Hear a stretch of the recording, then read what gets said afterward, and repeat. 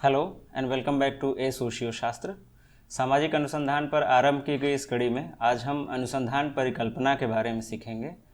इससे पहले हमने शोध के उद्देश्यों के बारे में सीखा, जो कि शोध के लक्ष्यों का विशिष्टीकृत स्वरूप होता है।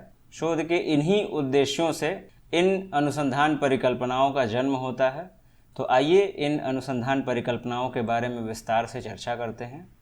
परिकल्पना मूल रूप से एक ऐसा प्रस्तावित विचार अथवा तर्क या कथन होता है जिसका परीक्षण किया जा सके। यह एक ऐसा अनुमान होता है जिसका शोधकर्ता द्वारा अपने अध्ययन के दौरान परीक्षण किया जाता है। इसमें वह अनुमान लगा सकता है कि भविष्य में मुझे किस प्रकार के परिणाम प्राप्त होने हैं, अथवा यह शोध किस दिशा में कार्यरत होगा, अथवा दो चरों के मध्य किस प्रकार के संबंध पाए जाते हैं। मूल रूप से अनुसंधान परिकल्पना दो चरों के मध्य के संबंधों पर प्रस्ताव प्रस्तुत करती है। इन दो चरों में से एक चर स्वतंत्र तथा दूसरा चर निर्भर प्रकृति का होता है। कैम्ब्रिज शब्दकोश के अनुसार परिकल्पना किसी चीज के लिए एक विचार अथवा स्पष्टीकरण होता है जो ज्ञात तथ्यों पर आधारित होती है, लेकिन अभी इसका परीक्षण किया जाना बाकी होता है। इस प्रकार से यह कहा जा सकता है कि उपकल्पना एक ऐसा कथन होता है अथवा तथ्यों के आधार पर निर्मित कुछ उचित मान्यताओं का समूह होता है जो कुछ निश्चित दशाओं को स्पष्टीकरण प्रदान करता है, हालांकि इनका परीक्षण अभी किया जाना बाकी रहता है। आइए उपकल्पनाओं को जानने के उपरांत हम शोध में उपयोग की जाने वाली उपकल्पनाओं के बारे में विवरण प्रस्तुत करें। इन्हें हम अनुसंधान परिकल्पना अथवा वैज्ञानिक परिकल्पना के नाम से समझ सकते हैं। शोध परिकल्पना एक ऐसा कथन होता है जो शोध प्रश्न प्रस्तुत करता है तथा साथ ही अपेक्षित परिणाम भी प्रस्तावित करने का कार्य करता है। चूंकि यह वैज्ञानिक पद्धति का अंग होता है, कुछ वैज्ञानिक तकनीकों के आधार पर इनका निर्माण किया जाता है, इसलिए शोध परिकल्पना के निर्माण के समय अनुसंधानकर्ता को ज़्यादा सतर्कता व सावधानी बरतने की आवश्यकता होती है। शोध परिकल्पना में जरा सी भी असावधानी अथवा त्रुटि संपूर्ण शोध को दूषित कर सकती है। मूल रूप से एक शोध परिकल्पना में एक अध्ययन के अपेक्षित परिणामों का संपूर्ण विवरण दिया जाता है, जिसका उपयोग स्नातक स्तर के डिजर्टेशन अथवा लघु शोध प्रबंध, एमफिल तथा पीएचडी के दौरान किए जाने वाले अनुसंधानों में किया जाता है। इसके इतर पोस्ट डॉक्टोरल फेलोशिप यानी पीडीएफ अथवा डीलिट अथवा शोध परियोजना यानी रिसर्च प्रोजेक्ट के दौरान उपयोग में लाए जाने वाले शोध के लिए भी अनुसंधान परिकल्पनाओं का उपयोग किया जाता है। एक स्वस्थ वैज्ञानिक व गुणवत्तापूर्ण परिकल्पना के लिए मूल रूप से परिकल्पना में ये तीन विशेषताएं होनी चाहिए: स्पेसिफिसिटी, क्लैरिटी और टेस्टेबिलिटी, यानी विशिष्टता, स्पष्टता व परीक्षण योग्य ये उपकल्पनाएं होनी चाहिए। इसे हम एक उदाहरण के सहारे सरलता से समझ सकते हैं। यदि अनुसंधानकर्ता अपने द्वारा किए जाने वाले अनुसंधान में उपकल्पना निर्मित करता है कि नींद अकादमिक प्रदर्शन को प्रभावित करती है, आइए अब इस उपकल्पना को इन तीन विशेषताओं की कसौटी पर रख के देखने का प्रयास करते हैं कि क्या यह उपकल्पना वैज्ञानिक व गुणवत्तापूर्ण उपकल्पना की श्रेणी में आती है अथवा नहीं। एक अच्छी शोध परिकल्पना अत्यंत विशिष्ट व स्पष्ट प्रकृति की होनी चाहिए। इसमें इस बात का संपूर्ण विवरण दिया जाना चाहिए कि अध्ययनकर्ता को क्या अध्ययन करना है, इस अध्ययन में कौन कौन से चर शामिल हैं, उन चरों के मध्य क्या संबंध हैं तथा इस अध्ययन के कौन से अपेक्षित परिणाम हैं। यदि उपकल्पना इन समस्त प्रश्नों के उत्तर देती है तो ऐसे में उस उपकल्पना को हम वैज्ञानिक अथवा गुणवत्तापूर्ण उपकल्पना की श्रेणी में रख सकते हैं। इससे पहले जो हमने उदाहरण लिया था, नींद अकादमिक प्रदर्शन को शामिल करती है। अनुसंधानकर्ता को यह स्वयं से प्रश्न करने की आवश्यकता है कि क्या यह उदाहरण के तौर पर ली गई परिकल्पना स्पष्ट है, विशिष्ट है तथा साथ ही परीक्षण करने योग्य है। इस उदाहरण में प्रायः हमें अस्पष्टता व अनिश्चितता दिखती है।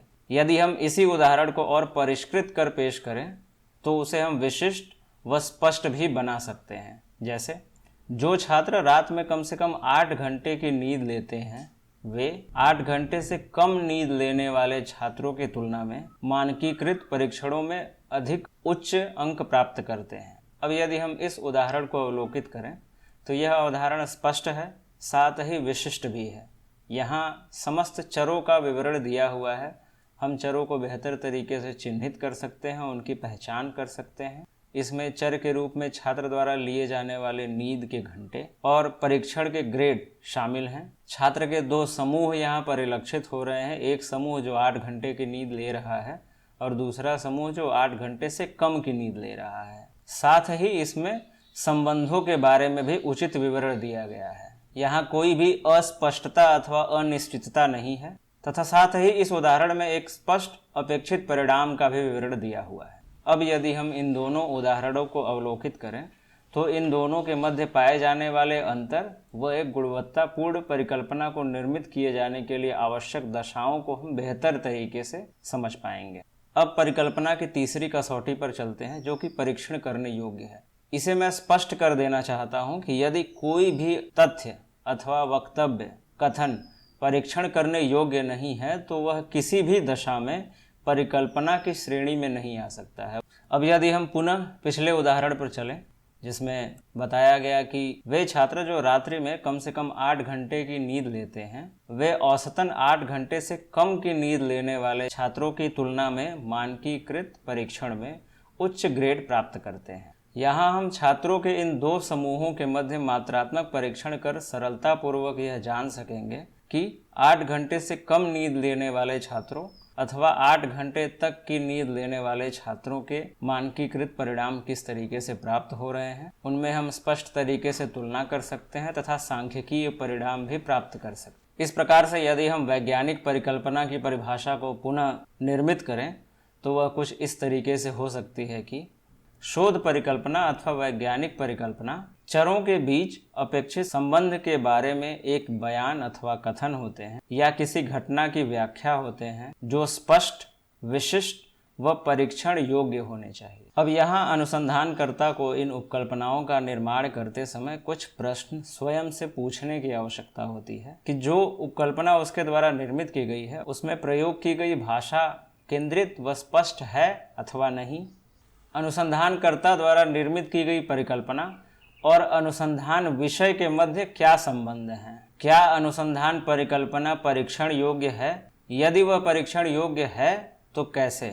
इस उपकल्पना का संभावित स्पष्टीकरण क्या है जिसे अनुसंधानकर्ता अपने अनुसंधान के दौरान खोजने का प्रयास कर रहा है? क्या अनुसंधानकर्ता द्वारा निर्मित किए गए अनुसंधान परिकल्पना में स्वतंत्र व आश्रित चर स्पष्ट हो रहे हैं? क्या यह उपकल्पना शोध संबंधों व भविष्यवाणी करने में सक्षम है? क्या यह उपकल्पना परीक्षण योग्य है व संभावित परिणामों को प्रस्तावित करती है? क्या यह उपकल्पना प्रासंगिक व विशिष्ट है? क्या यह उपकल्पना सामान्य पाठकों के लिए भी उपयोगी है अथवा नहीं? अर्थात अल्प ज्ञान, अस्पष्टता तथा व्यवस्थित अवधारणाओं की जानकारी के अभाव में भी यह उपकल्पना समझने योग्य है अथवा नहीं। इन समस्त प्रश्नों की तलाश के आधार पर अनुसंधानकर्ता अपने अनुसंधान उपकल्पनाओं का निर्माण व्यवस्थित व वैज्ञानिक तरीके से कर सकता है। आइए उपकल्पनाओं में उपयोग किए जाने वाले चरों को बेहतर तरीके से समझते हैं। जैसा कि पहले भी बताया गया कि अनुसंधान उपकल्पना मूल रूप से दो चरों के मध्य के संबंधों को स्पष्ट करने का कार्य करती है। इसमें दो चरों का संपूर्ण विवरण दिया जाता है, एक स्वतंत्र चर तथा दूसरा निर्भर चर अथवा आश्रित चर। वस्तुतः इन दो चरों के अलावा भी विद्वानों द्वारा अन्य चरों के बारे में विवरण दिया गया है। यदि अनुसंधानकर्ता द्वारा इन दो चरों के अलावा भी किसी प्रकृति के चर का उपयोग किया जा रहा है तो उसका विस्तृत विवरण उसे इस उपकल्पना के सहारे ही प्रस्तुत कर देना आवश्यक होता है। यदि यहाँ हम उदाहरण के तौर पर एक उपकल्पना को देखें तो वह इस प्रकार से हो सकती है कि प्रतिदिन सूर्य के संपर्क में आने से प्रसन्नता का स्तर संवर्धित होता है, बढ़ता है। यहाँ सूर्य एक स्वतंत्र चर है, सूर्य का संपर्क एक कल्पित कारण है, खुशी आश्रित चर है तथा खुशी का स्तर एक कल्पित परिणाम है, प्रस्तावित प्रभाव है। इस तरीके से निर्मित की जाने वाली उपकल्पना में हम दोनों चरों साथ में कारण और प्रभाव का भी विवरण प्रस्तुत कर सकते। इसके उपरांत आइए उपकल्पनाओं को और गहराई से समझने का प्रयास करते हैं। जैसा कि पहले भी बताया गया कि उपकल्पनाएं मूल रूप से अनुमान होती हैं जिनका परीक्षण किया जाता है। अब इन अनुमानों का निर्माण अनुसंधानकर्ता द्वारा कैसे किया जा सकता है? इसके लिए आवश्यक है कि उसे संबंधित क्षेत्र अथवा समस्या के बारे में व्यवस्थित जानकारी हो। यह जानकारी उसे कैसे प्राप्त होगी? साहित्यिक पुनरावलोकन के सहारे। अब उपकल्पनाओं का निर्माण मूल रूप से 3 परिधियों के इर्द गिर्द हो रहा है: इंडक्शन, डिडक्शन और साथ में ऑब्जर्वेशन। आगमनात्मक, निगमनात्मक तथा अवलोकन, इन तीनों परिधियों के सहारे उपकल्पनाओं का निर्माण अनुसंधानकर्ता द्वारा किया जाता है। जिन उपकल्पनाओं का निर्माण आगमनात्मक तर्क के सहारे किया जाता है, वे उपकल्पनाएं सिद्धांतों का निर्माण करती हैं। अर्थात सिद्धांत निर्माण में प्रयोग की जाने वाली उपकल्पनाओं का निर्माण आगमनात्मक तर्कों के सहारे अनुसंधानकर्ता द्वारा किया जाता है तथा इस सिद्धांत निर्मिति में अवलोकन उसके लिए सहायक की भूमिका निभाता है। वहीं जो सिद्धांत निर्मित किए जा चुके हैं, उन सिद्धांतों की जांच व परीक्षण के लिए निगमनात्मक तर्क के सहारे अनुसंधानकर्ता उपकल्पनाओं का निर्माण करता है। यहाँ भी अवलोकन उसके सहायक की भूमिका निभाते हैं। अर्थात उपकल्पनाओं द्वारा ही सिद्धांतों का निर्माण व परीक्षण का कार्य किया जाता है। इसमें आगमनात्मक, निगमनात्मक तथा अवलोकन, ये 3 कसौटियाँ हैं जिनके सहारे अनुसंधानकर्ता सिद्धांत निर्माण अथवा सिद्धांत की जांच करता है। अब आइए अनुसंधान उपकल्पना की प्रभावशीलता के मूल्यांकन के तौर पर कुछ चेकलिस्ट के बारे में चर्चा कर लेते हैं। कुछ प्रमुख बिंदुओं के बारे में चर्चा करते हैं जो किसी भी उपकल्पना को वैज्ञानिक उपकल्पना की श्रेणी में शामिल कर सकते हैं। क्या यह उपकल्पना शोध संबंध व परिणामों की भविष्यवाणी करता है? क्या यह उपकल्पना संक्षिप्त व विशिष्ट प्रकृति की है? वस्तुतः इन चेकलिस्ट के बारे में पहले ही बताया जा चुका है। हालांकि प्रमुख 10 बिंदुओं के आधार पर इन उपकल्पनाओं को बेहतर तरीके से निर्मित किया जा सकता है। यह उपकल्पना परीक्षण योग्य होनी चाहिए, विशिष्ट होनी चाहिए, पूर्व में किए गए शोध पर आधारित होनी चाहिए, यानी अनुसंधान उपकल्पना पूर्व में किए गए ज्ञान व शोध से भी संबंधित होनी चाहिए। इसमें मिथ्यापनशीलता का गुण होना चाहिए, यानी एक शोध परिकल्पना को परीक्षण के सहारे अप्रमाणित किया जा सके। यह तार्किक होनी चाहिए, संक्षिप्त व विशिष्ट होनी चाहिए, प्रासंगिक होनी चाहिए, सरल व व्यवहार्य होनी चाहिए। साथ ही यदि अनुसंधानकर्ता निदर्शन के सहारे संपूर्ण जनसंख्या के एक निश्चित भाग का उपयोग कर रहा है, तो उस भाग का विवरण इन उपकल्पनाओं में प्रस्तुत किया जाना चाहिए। आइए अब इन उपकल्पनाओं के कुछ प्रमुख प्रकारों की चर्चा कर लें। वस्तुतः विद्वानों द्वारा अनेकों उपकल्पनाओं के बारे में विवरण दिया गया है, जिसके आधार पर ही यहाँ इन 10 शोध उपकल्पनाओं को समझा जाएगा।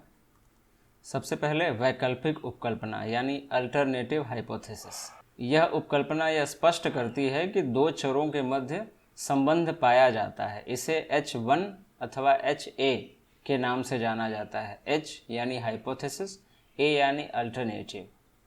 इसे हम उदाहरण के सहारे समझ सकते हैं। वयस्क बच्चों की तुलना में स्मृति कार्य पर बेहतर प्रदर्शन करेंगे, अथवा वे छात्र जो नया पठन हस्तक्षेप प्राप्त करते हैं, वे उन छात्रों की तुलना में बेहतर प्रदर्शन करेंगे जिन्हें वे पठन हस्तक्षेप प्राप्त नहीं हुए हैं। इसके बाद नल हाइपोथेसिस यानी शून्य उपकल्पना। इस उपकल्पना में दोनों चरों के मध्य किसी भी प्रकार के संबंध ना पाए जाने का कथन शामिल होता है। यहाँ स्वतंत्र चर पर आयोजित होने वाले परिवर्तन से आश्रित चर पर कोई भी अंतर नहीं आता है। इसे H0 के नाम से संबोधित करते हैं। मूल रूप से यह वैकल्पिक परिकल्पना का ही विपरीत स्वरूप होता है। यहाँ हम उदाहरण कुछ इस प्रकार से बना सकते हैं। वयस्क तथा बच्चों में स्मृति कार्य पर प्राप्त होने वाले प्रदर्शनों में कोई अंतर नहीं पाया जाता है, अथवा जो छात्र नया पठन हस्तक्षेप प्राप्त करते हैं तथा जो छात्र इस पठन हस्तक्षेप को प्राप्त नहीं करते हैं, उन दोनों छात्रों के प्रदर्शन में कोई अंतर नहीं होगा। इसके उपरांत सिंपल हाइपोथेसिस यानी सरल उपकल्पना। यह उपकल्पना एक स्वतंत्र चर तथा एक आश्रित चर के मध्य के संबंध अथवा अंतर को स्पष्ट करती है। जैसे प्रत्येक दिन सनस्क्रीन लगाने से त्वचा की उम्र बढ़ने की गति धीमी हो जाती है। अथवा जो छात्र सुबह नाश्ता करते हैं वे गणित की परीक्षा में बेहतर प्रदर्शन करेंगे उन छात्रों की तुलना में जो सुबह नाश्ता नहीं करते हैं। इसके बाद कॉम्प्लेक्स हाइपोथेसिस यानी जटिल उपकल्पना। यहाँ दो या दो से अधिक स्वतंत्र व आश्रित चरों के मध्य संबंध अथवा अंतर बताए जाते हैं। जैसे प्रत्येक दिन सनस्क्रीन लगाने से त्वचा की उम्र बढ़ने की गति धीमी हो जाती है, सूरज से जलन कम हो जाती है तथा साथ ही त्वचा के कैंसर की संभावना कम हो जाती है। इस प्रकार से यहाँ 3 आश्रित चरों का विवरण है। त्वचा की उम्र बढ़ने की गति का धीमा होना, सूर्य की जलन का कम होना तथा त्वचा की कैंसर संबंधी संभावनाओं का कम होना। एसोसिएटिव हाइपोथेसिस यानी साहचर्य उपकल्पना। यह उपकल्पना पारस्परिक निर्भरता को प्रकट करती है, यानी एक चर पर होने वाले परिवर्तन का प्रभाव दूसरे चर पर दिखाई देता है। उदाहरण के लिए शारीरिक गतिविधि के स्तर और समग्र स्वास्थ्य के मध्य एक सकारात्मक संबंध पाया जाता है। अब एम्पिरिकल हाइपोथेसिस यानी अनुभवजन्य परिकल्पना, इसे कार्य परिकल्पना के नाम से भी जाना जाता है। यह उपकल्पना अनुभव तथा अवलोकन के आधार पर एक सिद्धांत की मान्यता का दावा प्रस्तुत करती है। उदाहरण के लिए वे महिलाएं जो आयरन की गोलियां लेती हैं उनमें विटामिन B12 लेने वाली महिलाओं की तुलना में एनीमिया का खतरा कम होता है। यह एक अनुभवजन्य उपकल्पना का उदाहरण है जहां अवलोकनकर्ता आयरन की गोली लेने वाली महिलाओं के एक समूह का आकलन और निष्कर्ष निकालने के उपरांत यह कथन प्रस्तावित कर रहा है। इसके उपरांत कैजुअल हाइपोथेसिस यानी कारण परिकल्पनाएं। ये उपकल्पनाएं चरों के मध्य के कारण और प्रभाव को प्रस्तावित करने का कार्य करती हैं। उदाहरण के लिए लंबे समय तक शराब के सेवन से लीवर खराब होता है। इसके उपरांत डायरेक्शनल हाइपोथेसिस यानी दिशात्मक परिकल्पनाएं। ये उपकल्पनाएं चरों के मध्य के संबंध की दिशा बताने का कार्य करती हैं। यही कारण है कि इस प्रकार के उपकल्पनाओं में वृद्धि, कमी, सकारात्मक, नकारात्मक, अधिक अथवा कम जैसे शब्दों का उपयोग किया जाता है। जैसे हस्तक्षेप X को शामिल करने से मूल उपचार की तुलना में शिशु मृत्यु दर में कमी आएगी। 5 वर्ष की अवधि में उचित भोजन करने वाले 4 साल के बच्चों का IQ स्तर उचित भोजन न करने वाले बच्चों की तुलना में अधिक होता है। इस प्रकार से ये उपकल्पनाएं प्रभाव व दिशा को प्रदर्शित करती हैं। इसके उपरांत नॉन डायरेक्शनल हाइपोथेसिस यानी गैर दिशात्मक उपकल्पनाएं। ये उपकल्पनाएं चरों के मध्य के किसी सटीक दिशा अथवा प्रकृति संबंधी भविष्यवाणी नहीं करती हैं।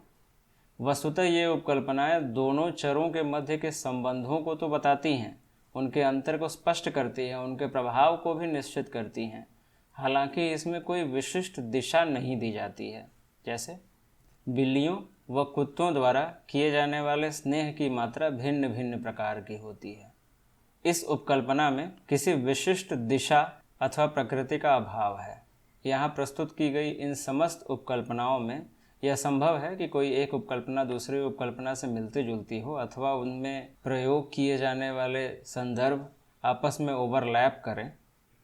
अनुसंधानकर्ता अपने अनुसंधान के दौरान किस प्रकार की अनुसंधान उपकल्पना का निर्माण करेगा, यह उसके उद्देश्यों व शोध के लक्ष्यों पर ही निर्भर करेगा। अब इसके उपरांत यह समझ लेते हैं कि एक व्यवस्थित व वैज्ञानिक उपकल्पना को निर्मित करने के लिए कौन से आवश्यक चरण हैं।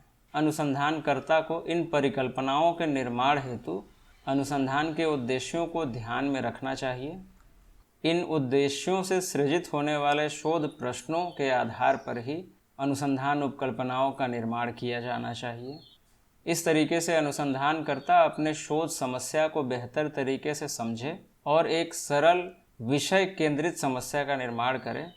इस प्रश्न के आधार पर ही वह परिकल्पनाओं का निर्माण करने की प्रथम सीढ़ी पर पहुंच पाएगा।